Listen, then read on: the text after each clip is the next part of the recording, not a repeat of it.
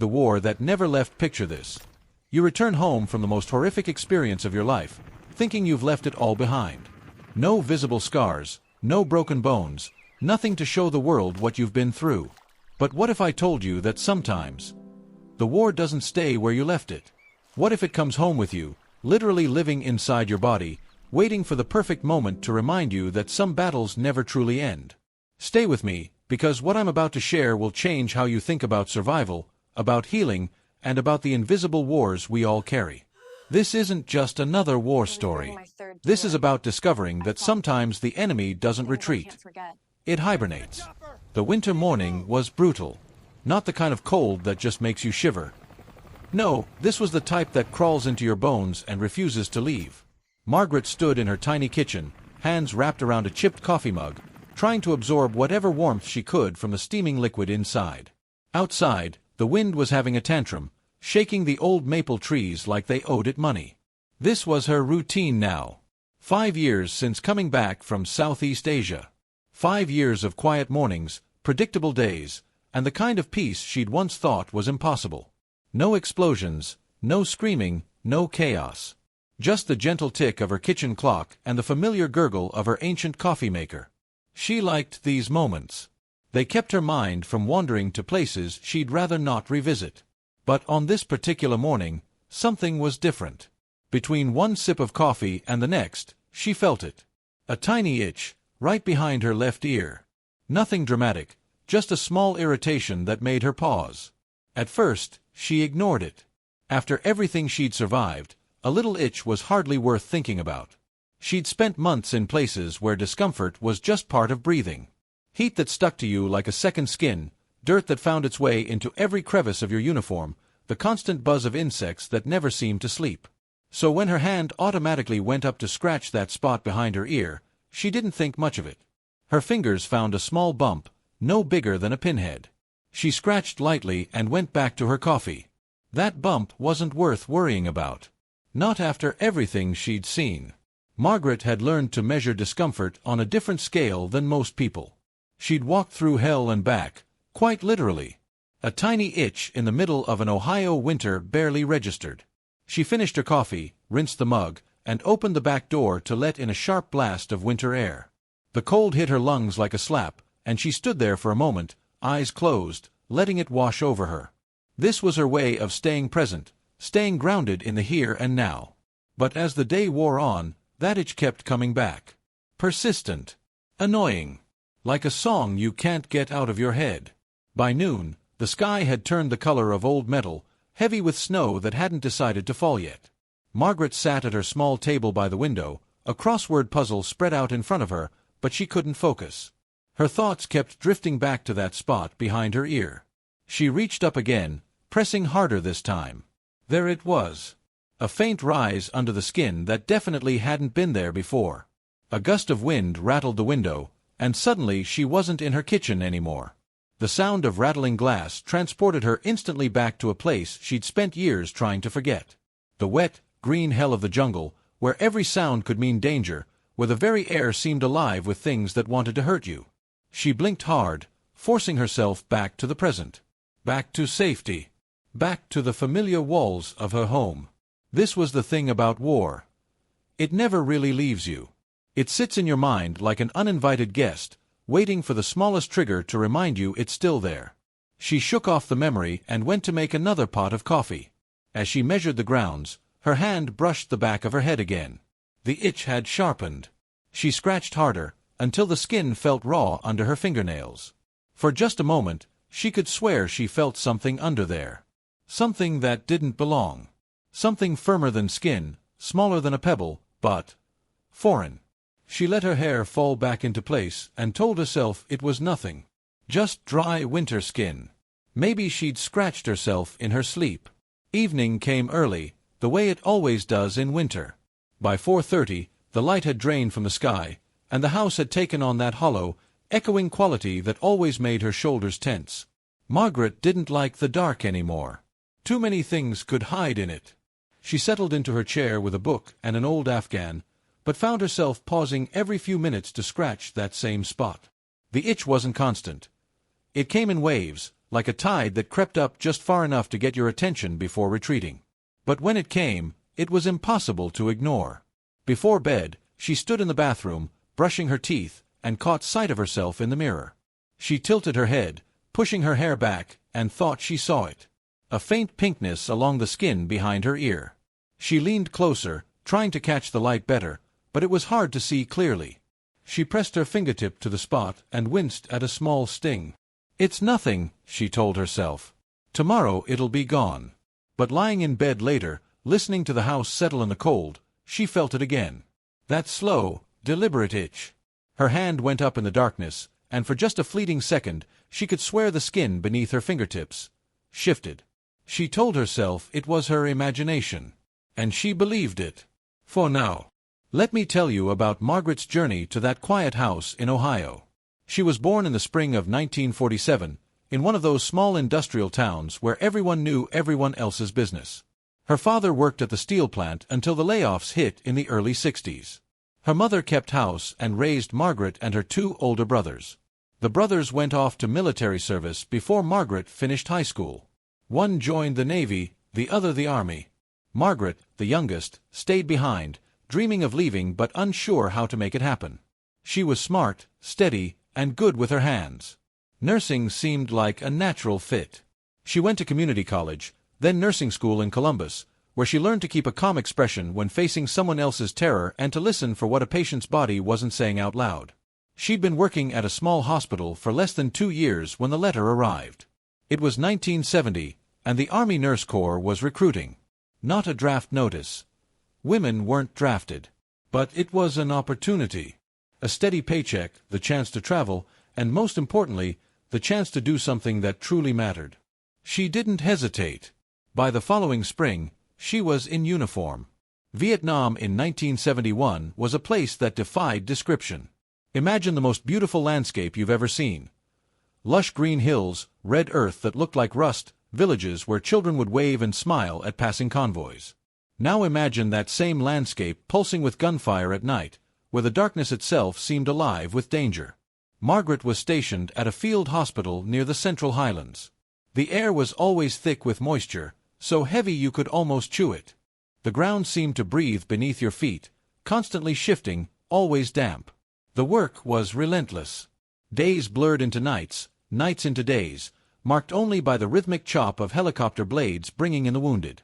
She learned to work quickly, to improvise with whatever supplies she had, to keep her voice calm and steady while her hands moved faster than she'd ever thought possible. She also learned to ignore discomfort of every kind. Sweat that soaked through your uniform before the morning was half over. Insects that crawled where you couldn't reach them. The constant itch of mosquito bites and worse things. The jungle had its own way of claiming you, bit by bit. Once, while moving through a flooded path to reach an injured soldier, she felt something cold and slick grip her ankle. By the time she looked down, 2 leeches were already there, their bodies swollen and dark as they fed. She pried them off, tossed them into the brush, and kept moving. There wasn't time to think about it. It was 2 years of that. 2 years of stitching wounds under dim lights, of watching young men slip away despite everything she could do, of writing letters to families she would never meet. And then, in 1973, it ended. Just like that. She was 26 years old, and her part in the war was over. Coming home wasn't what she'd imagined. There were no parades, no warm welcomes. The country was tired of the war, tired of hearing about it. She returned to Ohio quietly, to a small rental house on the outskirts of her hometown. Her brothers were gone. One married and living in California, the other working construction in Texas. Her parents had aged in ways that startled her, but even their company felt distant somehow. She took a job as a part-time nurse at a local clinic. More out of habit than passion. She lived alone, kept to herself, and let the days pass in the steady, muted rhythm of someone who had seen too much to care about the small dramas of everyday life. The war was something she rarely spoke about. When people asked, she would say she'd been in the service, but nothing more. Her house was simple. 2 bedrooms, though she only used one. The other became storage. Her living room held a couch, a small table, and a few framed photographs. Her parents in younger years, her brothers in uniform, and one black and white photo of herself in fatigues, smiling despite the heat and the mud. In winter, she kept the curtains drawn to hold in warmth. In summer, she kept them drawn to keep out the glare. Neighbors knew her as polite but private. She would wave when she saw them, accept packages left at her door, but rarely invited anyone inside. It wasn't loneliness, exactly. It was more like a life carefully pruned to avoid surprises.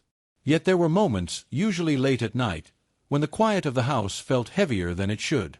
When she would wake from dreams filled with thick, wet air and the sound of rotor blades, her heart pounding, and lie in the dark listening to the old walls creak and settle. She'd learned to wait it out, to breathe slowly until the images faded. But the feeling always lingered, like a shadow she could never quite shake.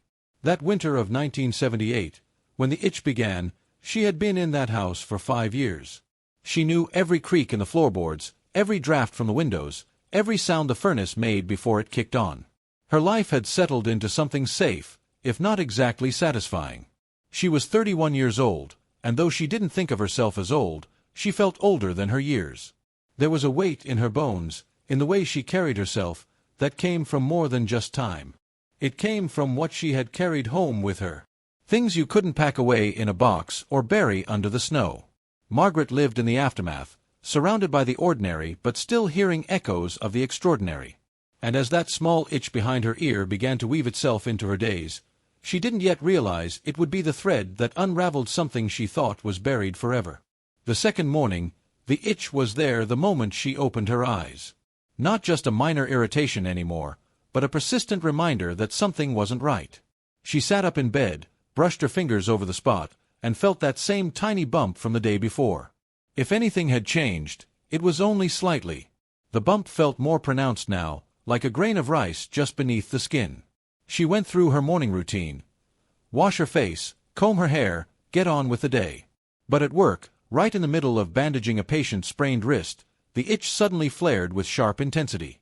She had to pause, fighting the urge to reach up and scratch. She forced her hands to stay steady and finish the job, pretending nothing was wrong.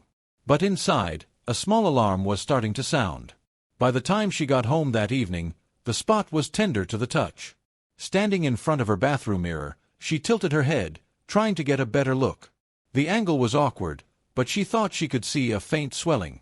Not angry red like an infection, but definitely there. She had treated enough infections in her nursing career to know what those looked like. This wasn't that. Or at least, it didn't seem to be. She dabbed some antiseptic cream over the area, more for her own peace of mind than any real expectation that it would help. Then she tried to forget about it until bedtime. That was when the itch became impossible to ignore. It didn't just sit on the surface of her skin. It seemed to radiate from within, a pulse of irritation that tugged at her nerves like someone plucking guitar strings. She pressed the heel of her hand against it, willing it to stop. Eventually, exhaustion won out and she fell asleep. A week passed. The swelling grew so gradually that she almost convinced herself it wasn't happening. But every few days, she'd run her fingertips along the curve of her ear and feel it. Rounder now, firmer, like a pebble that had somehow lodged itself under her skin. There were moments when a dull ache replaced the itch. A steady, low throb that left her feeling vaguely nauseous. The first time she noticed the smaller bumps, she was drying her hair after a shower. Her hand slipped behind her ear and found not one lump, but 3. 2 tiny ones arranged around the original in a loose triangle. She froze, the towel still draped over her shoulders, and touched each one in turn. The smaller ones were softer, like the beginning of bruises, but they were definitely there. And she couldn't explain them. That night, as the furnace hummed and clicked in the darkness, she thought about calling the clinic in the morning. But what would she say? That her ear itched? That she had some bumps? It sounded trivial, almost childish. Still, the thought wouldn't leave her alone. By morning, she had decided to make an appointment. The receptionist was apologetic but firm. The first available slot was 3 weeks away. Winter flu season meant every doctor was booked solid. Margaret wrote the date on the back of an envelope and set it on her kitchen counter. Having the appointment scheduled made the problem feel more real somehow. For the next several days, she tried to ignore it. She wore her hair down, partly to keep the cold off her neck, partly so no one would notice her constantly reaching up to scratch. But at work, She caught herself doing it anyway, her fingertips drifting to the tender spot whenever her mind wandered. One of the other nurses, a cheerful woman named Linda, finally noticed. "You got a bug bite or something?" she asked casually. Margaret forced a smile and shook her head. "Just dry skin." But at night, in the privacy of her own bathroom, she could see the truth. The swelling was larger now, spreading toward her hairline. The skin around it had taken on a slight sheen, stretched thin over whatever lay beneath. The smaller bumps came and went, but the main one remained, stubborn and unyielding. One evening, while eating soup at her kitchen table, the itch suddenly gave way to something worse. A sharp, stabbing pain shot through the spot behind her ear. She gasped, her hand flying up to cradle her head, the spoon clattering back into the bowl. The pain was brief but intense, fading into a hot, prickling sensation that lingered long after. She went to bed early that night, unsettled. Lying in the dark, she became acutely aware of her own heartbeat. She could feel it in her chest, in her fingertips, and faintly behind her ear. Each pulse seemed to press against the swelling, as though something inside was pushing outward, claiming more space. The following morning, the skin was warm to the touch. She knew enough about medicine to recognize that warmth as a warning sign. Infection, possibly. But something about it felt different. Less like a common problem and more like an intrusion. It was a strange thought, one she immediately tried to dismiss. As the days counted down toward her appointment, Margaret began to notice something else. She found herself listening for it. Not with her ears, but with her nerves. As though the swelling had its own quiet presence. She would be reading or folding laundry, and suddenly become aware of it again. Like an uninvited guest she couldn't quite locate in her house. She told herself she could wait. She had waited through longer, harder things before. But in the back of her mind, a question was already forming. The question she didn't want to ask. What if this was something she couldn't just wait out? Now, here's where things get really interesting.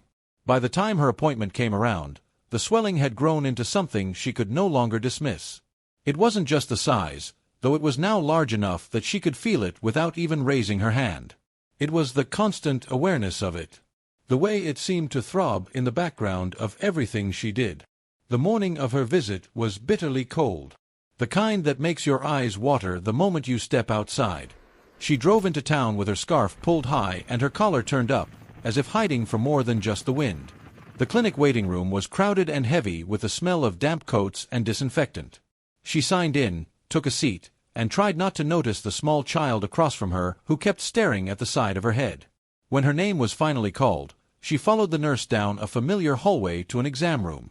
The nurse asked the usual questions. How long had she noticed the swelling? Any pain? Fever? Discharge? Margaret answered in short sentences, her voice quieter than usual. A few minutes later, the doctor came in. She knew him from her work at the clinic. A middle-aged man, competent and unflappable. "Let's take a look," he said, pulling on gloves. He parted her hair gently, examining the area with a small light. He murmured. "Looks like a blocked sebaceous gland or a small cyst that's gotten inflamed. Nothing too serious." He explained that these things were common enough, especially in winter when skin was dry and people were prone to scratching. He recommended a course of oral antibiotics to clear up any infection, along with a topical ointment to reduce inflammation. "Should be gone in a week or so," he said with an easy smile.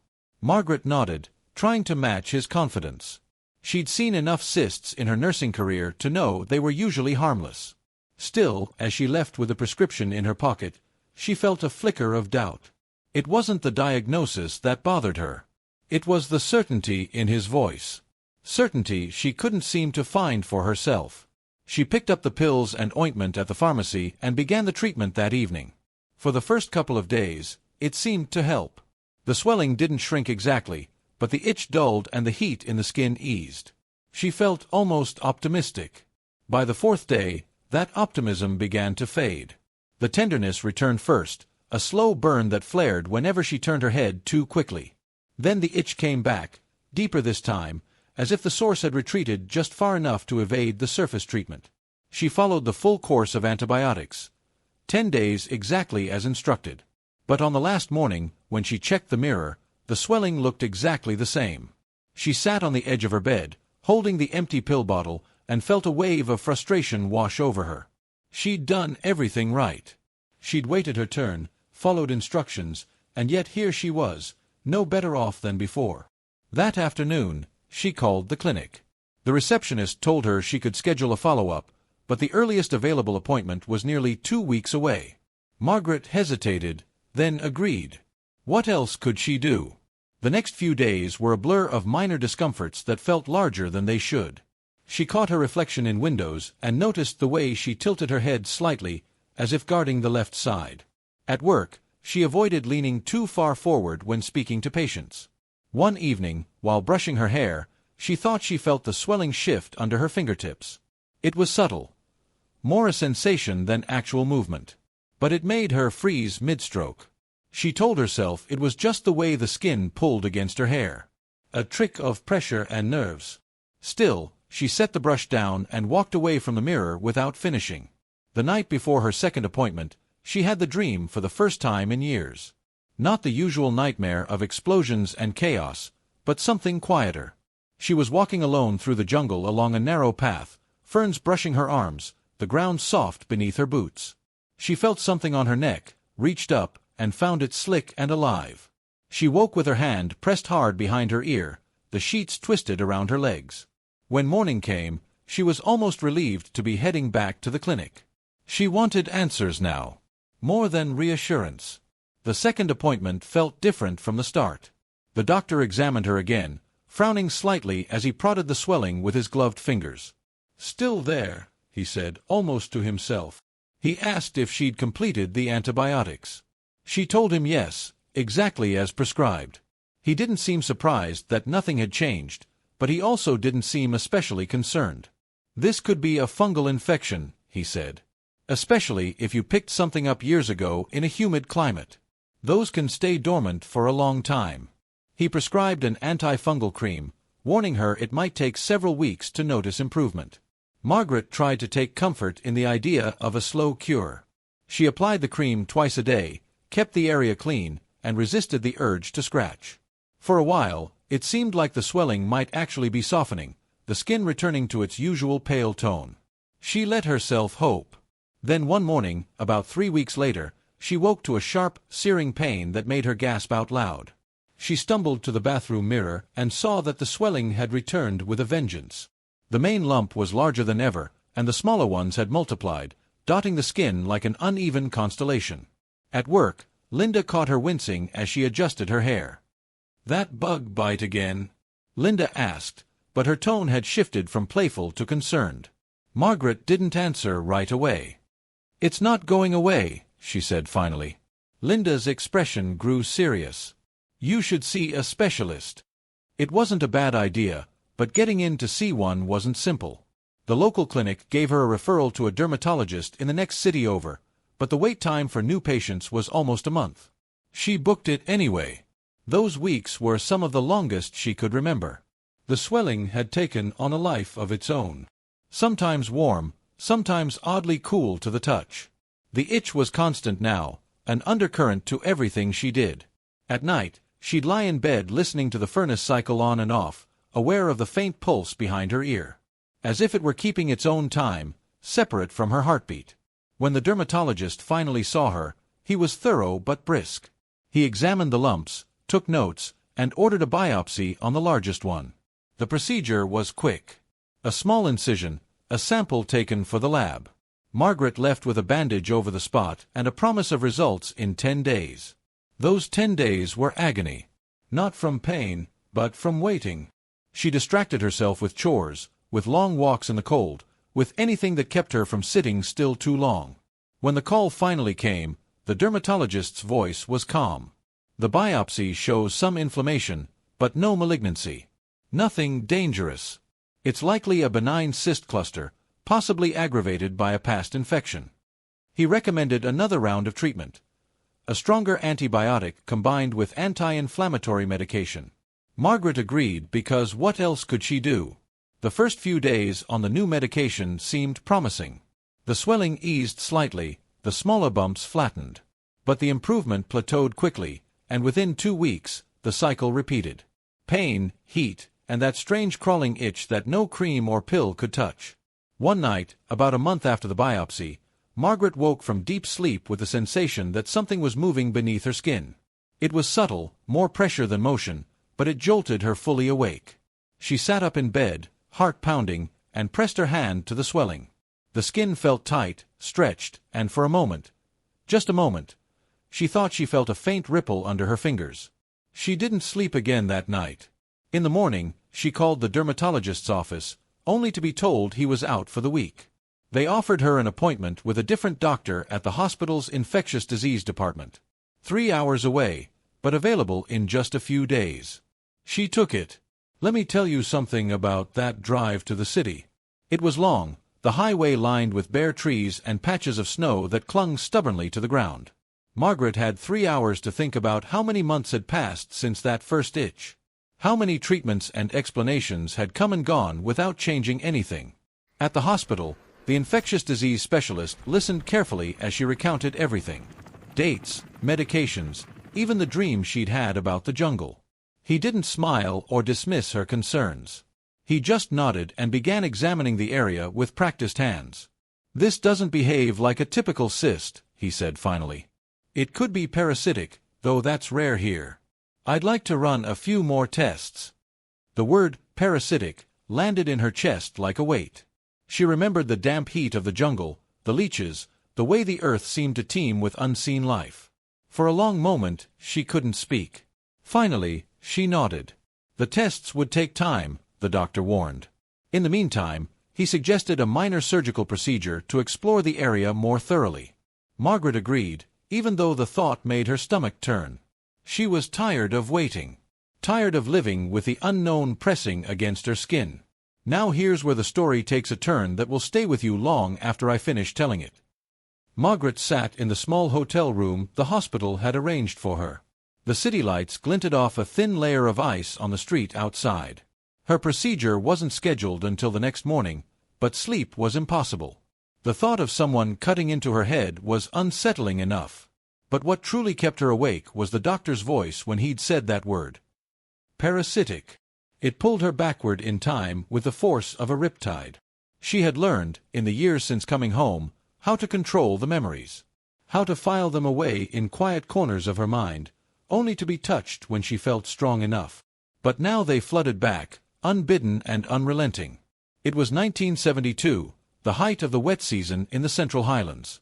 Margaret was 25, stationed at a forward operating base not far from the Cambodian border. The air was always thick, clinging to her skin like wet cloth. Rain fell in sudden, furious bursts, soaking everything. Uniforms, boots, the canvas walls of the field hospital. The smell of wet earth was constant, mingled with antiseptic, sweat, and the faint metallic tang of blood. On that particular day, she had been part of a small medical team sent to extract a wounded soldier from deep inside the jungle. His squad had been ambushed, and while the firefight had ended, the terrain was too rough for a helicopter to land. They had to bring him out on foot. She remembered trudging through knee-deep water, her pack pulling at her shoulders, the distant rumble of thunder promising another storm.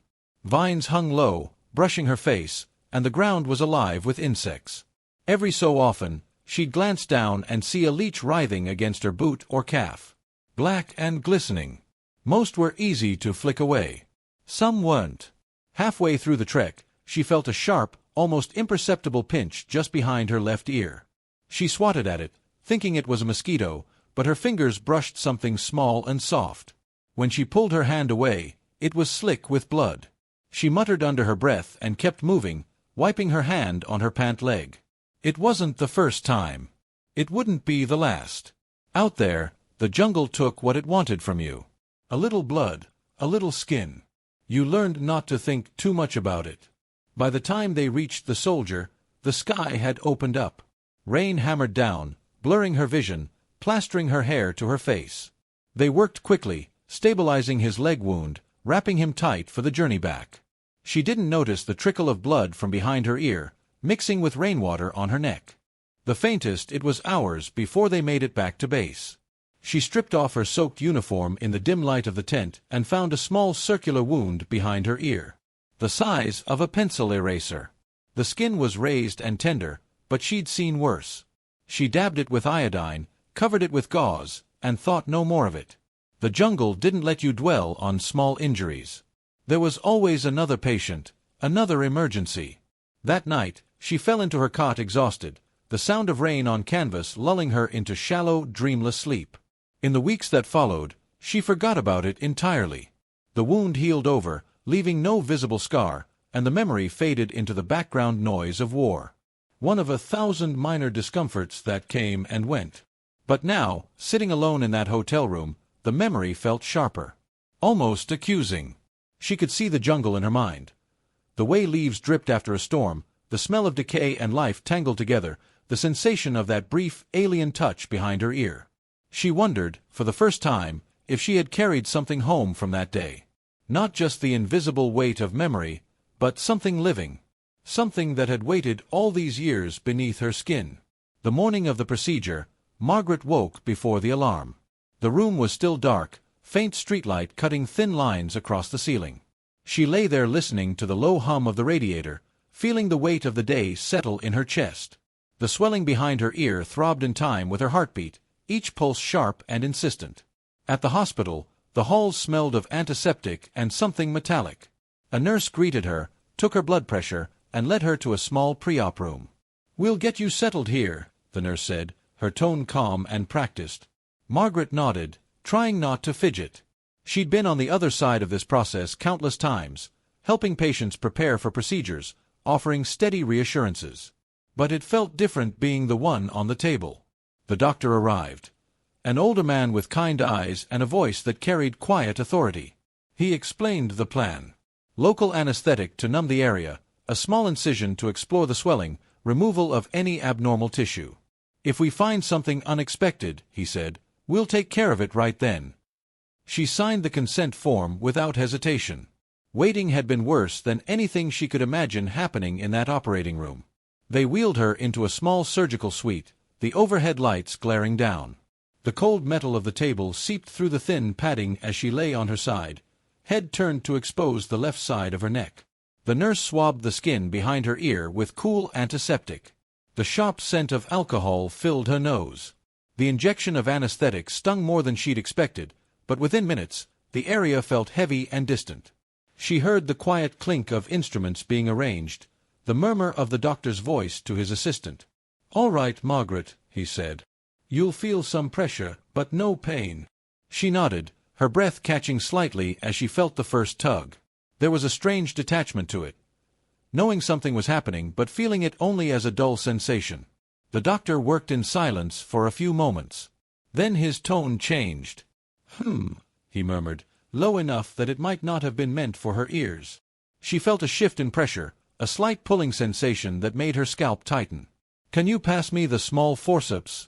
he asked the nurse. Margaret swallowed, her mouth dry. The sounds were too familiar. The soft metallic click of instruments, the rustle of gauze. She wanted to ask what he saw, but something in his voice kept her quiet. There was a moment of stillness. Then he spoke again, calm but more deliberate. "Now we've got something here." She felt the pressure change again. A careful, steady pull, followed sensation of something giving way. The doctor's voice was quiet, almost reverent. "There it is." The nurse let out a small, involuntary sound. A quick intake of breath. Margaret wanted to turn to see, but the doctor was already moving to set something down on the metal tray beside him. She caught a glimpse in the reflection of a stainless steel cabinet. Something pale, elongated, coiled slightly as it rested against a square of gauze. Her stomach lurched. "What is it?" she asked, her voice thin. The doctor hesitated. Then said, "It's some kind of larval parasite. We'll have to run tests to identify it, but it's alive." Alive. The word echoed in her head, hollow and strange. She felt a coldness wash over her that had nothing to do with the room's temperature. They cleaned the wound, applied a dressing, gave her instructions for care. The doctor's voice was gentle but steady as he explained that the specimen would be sent to the lab immediately. "It's rare to see something like this here," he said. "Given your history in Southeast Asia, it's possible you picked this up there and it's remained dormant until now." She nodded, though she wasn't sure she fully heard him. The world felt muffled, distant, as though she were moving underwater. She remembered walking through that jungle, the wet slap of leaves against her face, the leech behind her ear that day. She had thought nothing of it then. Back in the recovery room, she sat propped up in bed, sipping water. The nurse checked her vitals and smiled reassuringly, but Margaret barely noticed. She kept seeing that pale coil on the gauze, the way it had curled in on itself as if resentful at being disturbed. By the time they discharged her, the sky outside had turned dull and heavy. She stepped out into the cold, drawing her coat tighter around her. The city noises, traffic, voices, the distant wail of a siren, seemed sharper now, each sound carrying an edge. She walked slowly back to the hotel, her head feeling strangely light, the bandage warm against her skin. Somewhere inside her, beneath the shock, a thought was forming. Quiet but insistent. Whatever had been living in her was gone now. But the knowledge that it had been there at all would never leave. The call came the next afternoon while Margaret was sitting in the hotel room with a cup of tea cooling in her hands. She had been staring out at the icy street, watching the wind scatter bits of trash against the curb. When the phone rang, the voice on the other end was the infectious disease specialist. "We have the preliminary results," he said. "Would you be able to come in this afternoon? I'd prefer to discuss this in person." Her stomach tightened. Doctors didn't ask you to come in for good news. She put on her coat, pulled her scarf high against the wind, and walked the 6 blocks to the hospital. Each step heavy with dread. In his office, the doctor gestured for her to sit. There was a folder on his desk, open to a sheet of lab results. And next to it, a small, clear specimen jar. Inside, suspended in clear liquid, was the thing they had removed from her. The pale, segmented body curled in a loose spiral. Fine, thread-like structures at one end still faintly visible. "It's a type of botfly larva," he began, his voice clinical but not unkind. "Dermatobia hominis. Rare in the United States, but endemic to certain parts of Central and South America, and occasionally found in Southeast Asia. Given your service history, it's possible you encountered this species or a close relative during your deployment." Margaret stared at the jar. Even motionless, it seemed alive, as if some residual energy still clung to it. She could almost imagine it unfurling inside the liquid, pressing its body against the glass. The doctor continued, "The larva likely entered your skin through a small wound. Perhaps that leech bite you mentioned, or another insect bite. In most cases, these develop quickly and are removed within weeks or months. But under certain conditions, they can remain dormant, even for years. We believe this one was in your tissue for a very long time before becoming active again." She felt her breath catch. "How long?" He hesitated. "It's hard to say exactly, but given the state of the specimen and your medical history, it could be 5 years. Possibly longer." Her mind reeled. 5 years. She thought of the quiet winters in Ohio, the long walks to the grocery store, the evenings spent reading by the lamp. All with this thing inside her, growing, feeding, waiting. "We removed it completely," the doctor assured her. "There's no sign of secondary infection, and your wound should heal well. But we'll schedule follow-up visits to monitor the area, and I recommend a full blood panel to rule out any other latent parasites." Margaret nodded mechanically, though her gaze stayed fixed on the jar. The larva's segmented body glistened under the fluorescent light, its presence both repulsive and hypnotic. She felt a strange mix of disgust, relief, and something harder to name. An unease that went deeper than skin. The doctor closed the folder and offered her a printout of the lab report. She took it, folding the paper without looking, and stood. He wished her well, said he would see her in 2 weeks, and she left the office with the jar's image burned into her mind. Outside, the wind had picked up, carrying a fine spray of snow that stung her cheeks. She walked without thinking, her boots crunching on the salted sidewalk. Every few steps, she reached up to touch the bandage, as if to reassure herself that the swelling was truly gone. But in its place was a new sensation. Not physical, but psychological. The idea that something foreign had been living in her all this time was harder to shake than she'd expected. It wasn't just the invasion of her body. It was the quiet persistence of it. How it had waited, unnoticed, for years. That night, she couldn't bring herself to turn off the bedside lamp. She lay awake, shadows in the corners of the room shifting in her peripheral vision. Each creak of the old building made her flinch. She thought of the jungle again. The heavy air, the wet leaves brushing her skin, the unseen things that moved just out of sight. Sleep came in fits, broken by vivid dreams. In one, she was back on that flooded path, rain pouring down, the sound of her own breath loud in her ears. She felt the pinch behind her ear, reached up, and found her fingers sinking into soft, writhing flesh. She woke with a gasp, hand pressed to the bandage, heart pounding so hard she could hear it. The next morning, she sat at the small hotel table with her tea, staring at the steam curling upward. She thought about calling someone. Her brothers, maybe. But what would she say? That she'd been harboring a parasite for half a decade? That it had been removed, but she still felt its ghost under her skin? Instead, she picked up a pen and began to write. Not to anyone in particular, just to get the words out. She wrote about the jungle, the leech bite, the years of nothing, the slow onset of the itch. She described the sensation of it moving, the surgery, the moment she saw it in the jar. Her handwriting was steady, deliberate, as if committing the story to paper could make it more real, more contained. When she finally set the pen down, she felt lighter. Not cured. She doubted she would ever be entirely free of the memory. But anchored somehow by the act of naming it. She knew the doctor was right. The thing was gone. The wound would heal. But she also knew something else, something she couldn't quite articulate yet. The war hadn't ended when she left Vietnam. It had followed her home, not just in her mind, but in her body. And for years, it had lived quietly, waiting. Now it was gone. But the waiting. She feared that would never end. The days after surgery passed slowly, each one measured in small increments of healing. The first morning she woke without that steady throb behind her ear. She realized just how much space the discomfort had been taking up in her mind. The absence was strange, like stepping into a room where a loud machine had been running for years and suddenly finding silence.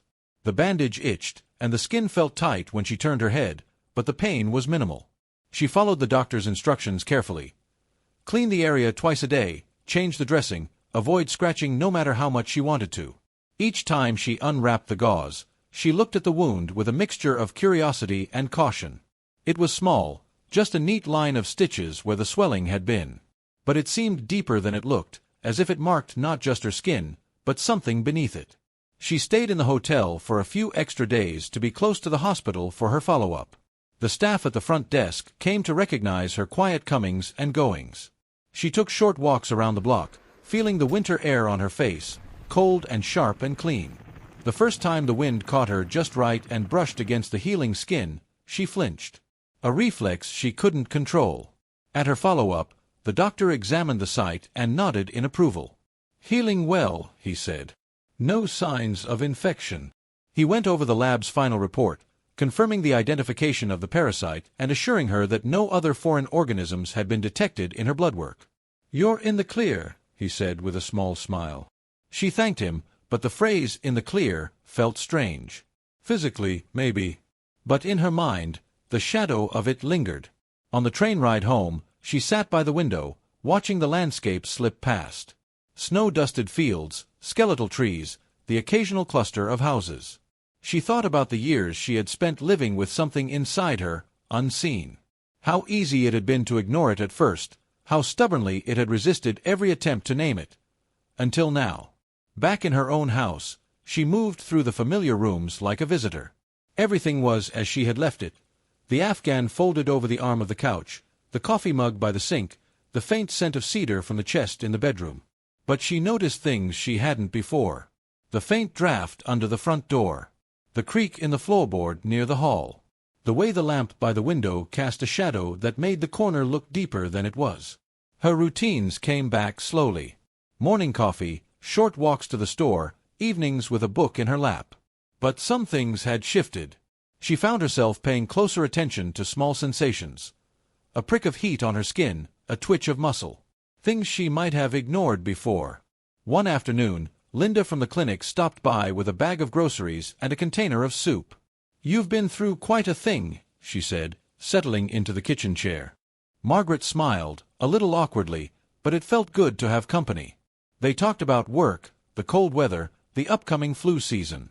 When Linda asked how she was feeling, Margaret paused, then said, "Better. Different, but better." She didn't tell Linda everything about the dreams or the way she sometimes woke in the night with her hand pressed to her ear. But she could tell that Linda understood more than she let on. In the weeks that followed, Margaret began writing more. At first, it was just notes, dates, sensations, pieces of memory. Then it became something longer. A story she wasn't sure she'd ever share, but which felt important to set down. She wrote about the jungle in detail she hadn't touched in years. The smell of wet canvas, the rattle of ammunition in a pack, the hum of insects in the heat. She wrote about the leech bite, about the years of silence in her body, and about the moment the doctor held up that pale coil on gauze. Some days the writing was easy. Other days it was like forcing words through a narrow opening. But she kept at it, because each sentence seemed to draw a little more of the weight out of her. By early spring, the wound had faded to a thin, pale scar. Her hair covered it easily, but she sometimes brushed it back to look, as if to remind herself it was real and that it was over. One Saturday, she drove to a nearby town where a group of veterans met once a month at the community center. She had never gone before, though she'd known about it for years. That day, she sat in a folding chair among a dozen others, listening as people spoke about their service, their lives afterward, the ways they'd learned to carry what they couldn't put down. When it was her turn, she hesitated, then told them about the parasite. Not every detail, but enough. She saw heads nodding, eyes meeting hers with a kind of recognition. They understood, even if their own stories were different. Driving home, she felt something she hadn't in a long time. A sense of connection, however fragile. She still woke some nights with a sensation of pressure behind her ear, a ghost of the thing that had been there. But now, when she pressed her fingers to the scar, she didn't feel fear. She felt the simple fact of her own survival. By late spring, the air had shifted, carrying the scent of thawed earth and new grass. Margaret found herself leaving the windows open during the day, letting the sounds of the neighborhood filter in. The distant bark of a dog, the low hum of a lawnmower, the voices of children riding their bikes down the street. Life was returning to the town after the long frozen months. And in a way, it was returning to her too. She no longer avoided mirrors. Each morning, she brushed her hair with slow, deliberate strokes, tucking it behind her ear long enough to see the faint, pale line that had replaced the swelling. It wasn't a mark she wanted to hide anymore. It was proof of endurance, of patience, of the body's ability to evict what didn't belong. Her writing continued, spilling into notebooks she stacked neatly on the kitchen table. Some days she wrote about the war, other days about the small life she'd built since coming home. More and more, the parasite became less the center of the story and more a symbol. A thread weaving through larger themes about what we carry and what we can let go. She began sharing pieces of her story with the veterans group, reading aloud in her steady, low voice. People listened intently, some nodding, some looking away with a kind of quiet that meant they understood. Afterward, they would share their own stories about shrapnel that had worked its way out years later, about scars that hurt when the weather changed, about nightmares that came without warning. The connections she was making weren't dramatic, but they were real. She started staying after meetings, lingering in the parking lot with others, swapping phone numbers, making tentative plans for coffee. It felt like a small step toward something she hadn't realized she'd been missing. One rainy evening, she sat by the window with a mug of tea, watching drops race each other down the glass. The sound of rain had once been enough to send her mind hurtling back to the jungle, to the weight of wet gear and the slap of water against her boots. Tonight, it was just rain. She listened without tension, letting it fill the quiet house. Still, there were moments when the past reached for her. Sometimes, lying in bed, she would feel an echo of pressure behind her ear, a phantom sensation with no source. She would reach up, fingers tracing the scar, and take a slow breath. It didn't frighten her anymore. It reminded her of what she had survived. One Saturday morning, she found herself standing in front of the community center bulletin board, reading a flyer about a local school's history program. They were looking for veterans willing to speak to students about their experiences. For a long moment, she stared at the paper, weighing the idea. It wasn't something she would have considered before. Opening herself up to questions, to the possibility of being misunderstood. But now, she thought maybe it was worth it. She took down the number, folded it into her pocket, and walked outside into the sunlight. That night, before bed, she opened the small cedar chest at the foot of her bed and took out the black and white photo of herself in uniform, taken in Vietnam. She studied her own face. The determined set of her jaw, the hint of a smile that didn't quite reach her eyes. She placed the photo on her nightstand. Not as a reminder of what she'd lost, but of what she'd carried through. Outside, a light rain began to fall, tapping against the window. She lay back, listening. The sound no longer belonged to the jungle. It belonged to her life here, now. And though she knew the past would always be part of her, etched in her mind, stitched into her skin, she also knew that it no longer owned her. The war, the years of silence, the hidden thing under her skin, they were all chapters. The story was still being written. Now, if there's one thing Margaret learned from those months, it's that not all wounds announce themselves when they arrive. Some creep in quietly, settle deep, and wait.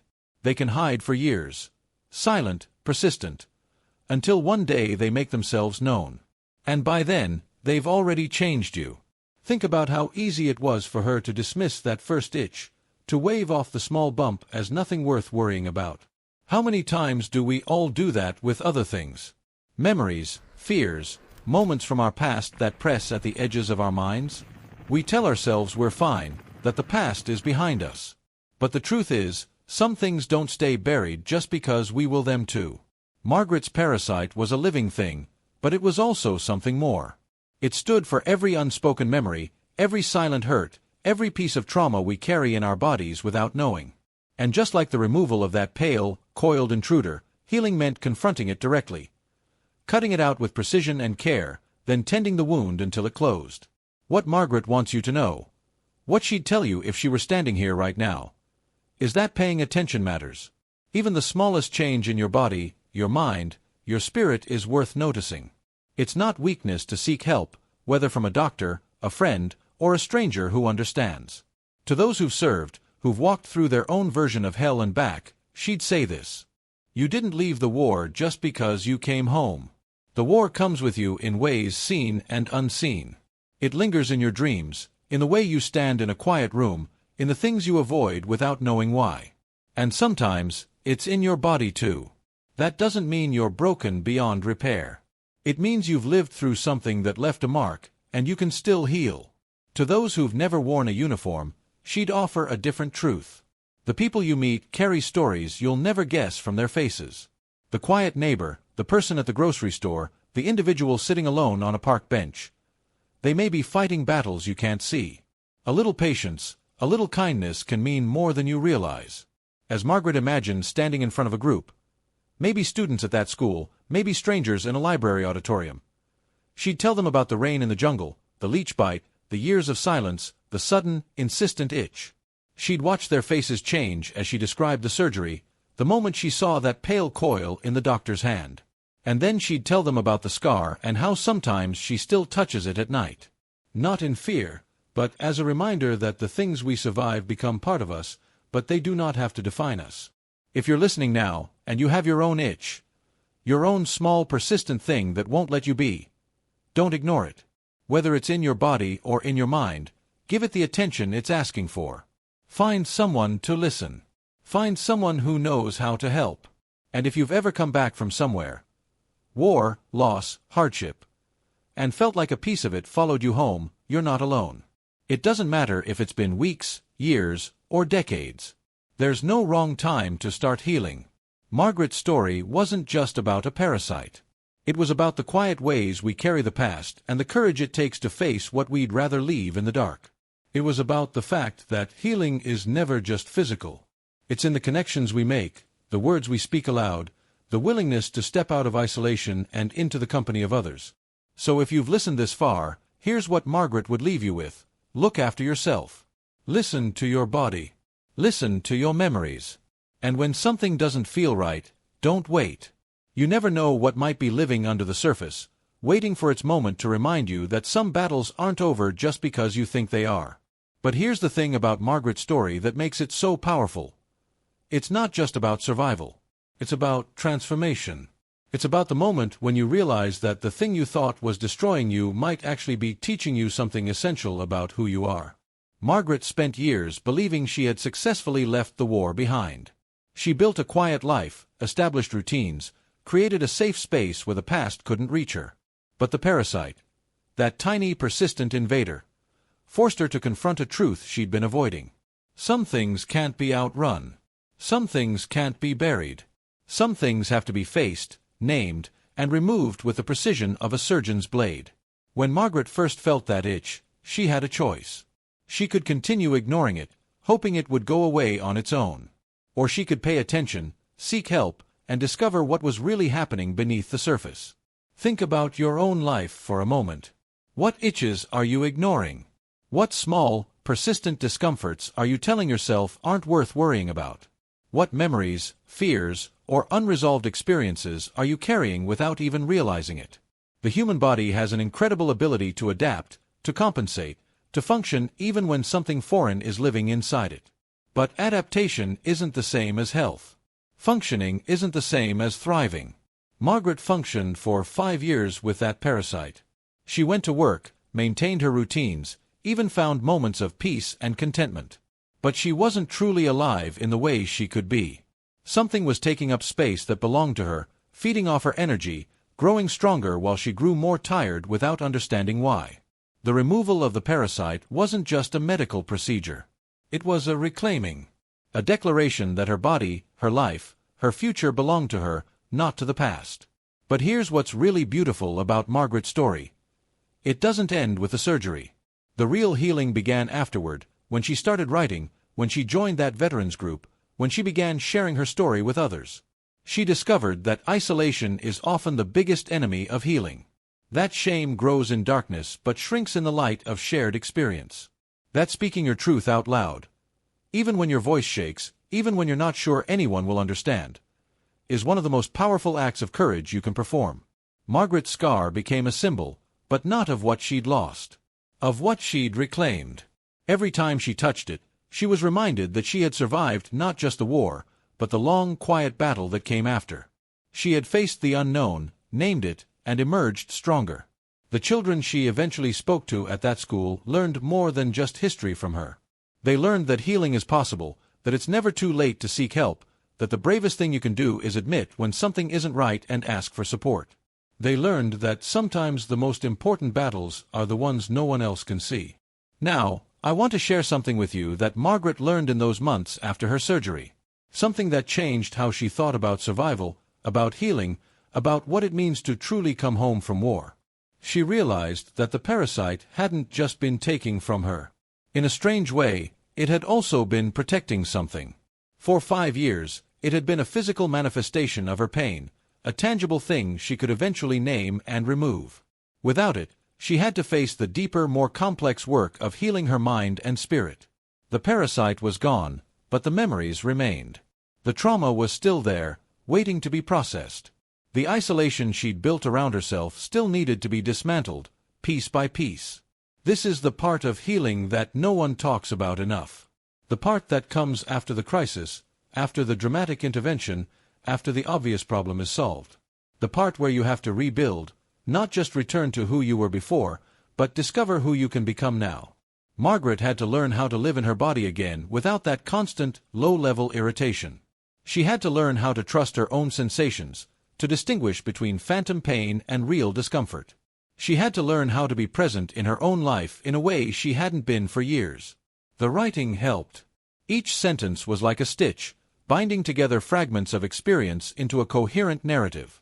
Each paragraph was a small act of reclamation, taking back territory from silence and shame.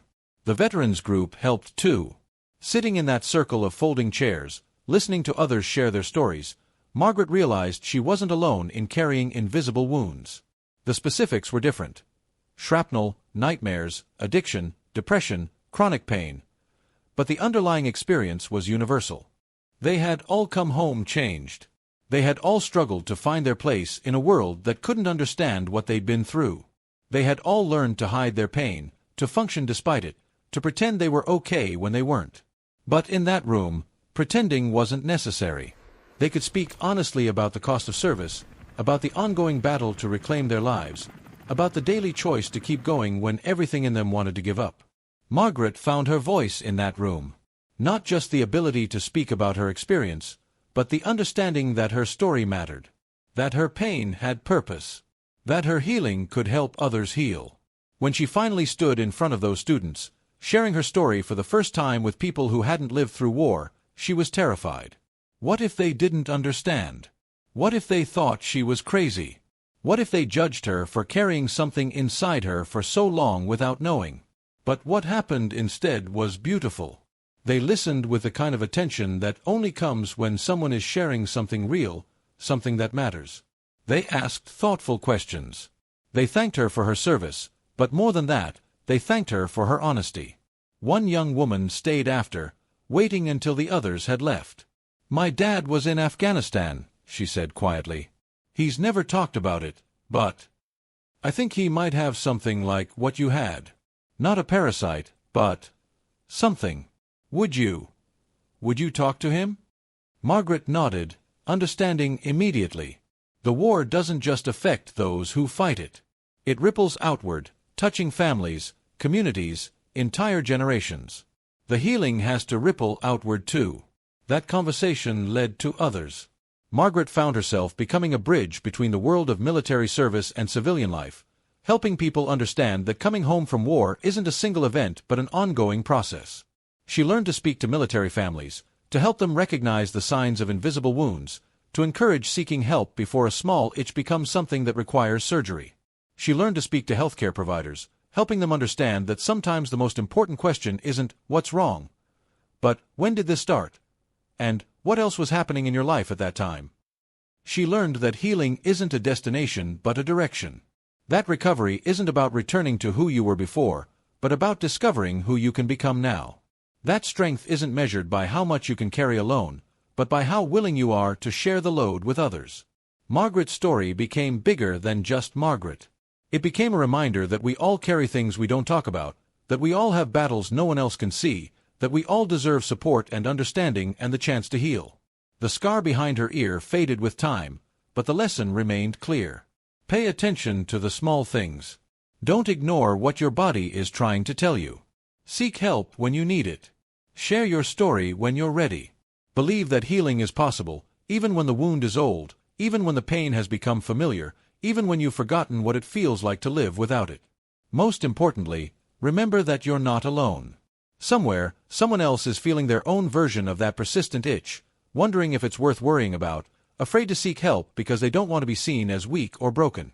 Your willingness to speak up, to seek treatment, to share your story, it gives others permission to do the same. Your healing becomes part of their healing.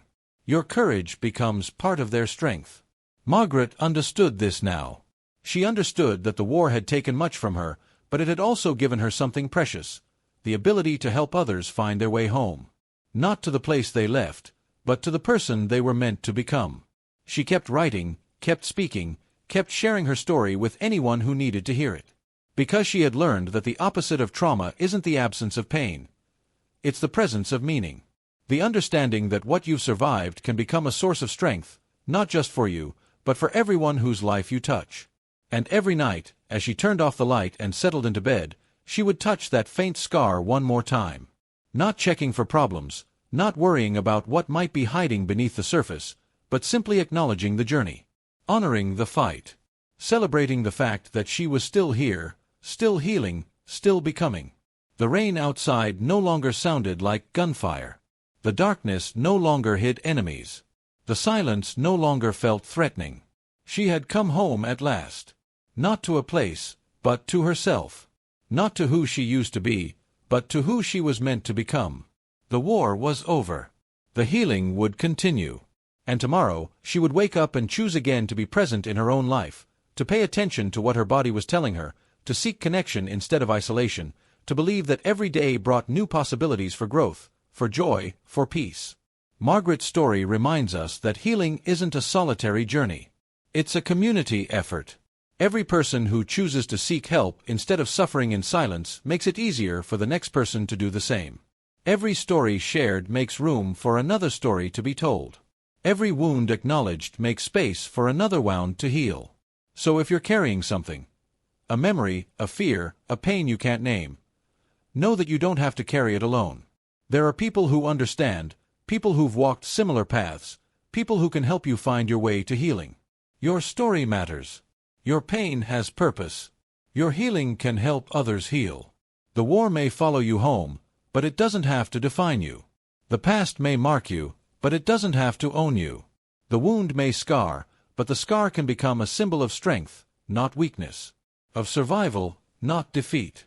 Of the courage to keep going when everything in you wants to give up. This is Margaret's gift to all of us. The understanding that we are more resilient than we know, more deserving of healing than we believe, and less alone than we feel. The itch may be small, but it's trying to tell you something important. Listen to it. Honor it. Give it the attention it deserves. Your future self will thank you for the courage you show today. If this story has touched you, if it's helped you recognize something in your own life that needs attention, I want to hear from you. Share your story in the comments below. Not because you have to, but because your voice might be exactly what someone else needs to hear today. Remember to hit that notification bell so you don't miss the next story. Because everyone deserves to know they're not alone in their struggles, and everyone deserves to believe that healing is possible, no matter how long they've been carrying their hidden wounds. Until next time, take care of yourselves. Listen to your bodies. Pay attention to the small things. And never forget that seeking help isn't a sign of weakness. It's the first step toward reclaiming your life. Stay strong, stay connected, and remember, your story isn't over yet. The best chapters might still be waiting to be written.